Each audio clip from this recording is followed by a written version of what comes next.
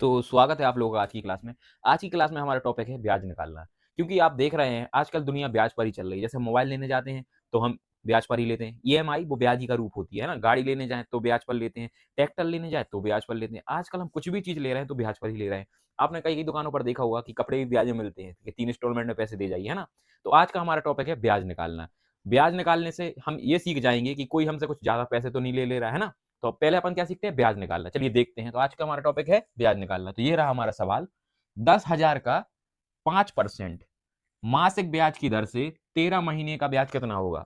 तो सवाल ये कहता है कि आपने किसी से 10,000 रुपए लिए 5% पर, और 13 महीने बाद आप उसको लौटाएंगे तो आप उसको कितने पैसे लौटाएंगे। आपने 10,000 किसी से लिए 5% की दर पर, और 13 महीने बाद आप उसको पैसे लौटाएंगे तो कितने लौटाएंगे। तो इसको कैसे करेंगे, तो इसका एक सूत्र होता है, ब्याज का सूत्र होता है। ब्याज बराबर मूलधन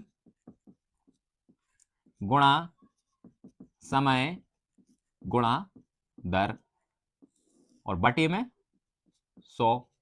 ये रहा हमारा सूत्र, ब्याज बराबर मूलधन गुणा समय गुणा दर बटे में 100। तो अब इसको जमा लीजिए। मूलधन क्या होगा हमारा, 10,000 जो हमने लिए हैं, तो हमने लिख लिए 10,000। समय कितना, हमने 13 महीने के लिए तो हमने 13 लिख लिए। ठीक है। अब दर, दर का मतलब होता है ब्याज। तो ब्याज हमने कितने परसेंट पर लिया, हमने लिया 5% पर, तो ये हमने लिख लिए। और बटे में 100 के 100 वैसे के वैसे लिख लिए। ये सवाल हमारा जम गया। अब हमें क्या करना है कि कहीं से अगर कुछ कट रहा हो तो काट दो। तो कट रहे हैं, ये 2 जीरो से 2 जीरो कट गए। ठीक है। अब नीचे बचा 1 और यहां बचे 100। तो अब क्या करते हैं, जो बचा है उसको लिख लेते हैं। ठीक है। तो 100 के 100 लिख लिए हमने। ठीक है। 13 का 13 गुणा 5 का 5। तो जब हमने 13 का गुणा 5 में किया तो कितना आएगा, 13 पंजे 65। तो हमने लिख लिए 65 गुणा 100 से, तो 100 लिख लिए। जब हमने 5 का गुणा 13 में किया तो 13 पंजे होते हैं 65। जैसे 13 कम 13, 13 दूनी 26, 13 तीन 39, 13 चौको 52, 13 पंजे 65। तो हमने ये लिख लिए। और 100 की 100 लिख लीजिए। अब जो इसका आंसर आएगा तो वो लिख लेते हैं हम। 100 का अगर करते हैं तो देखिए क्या आता है।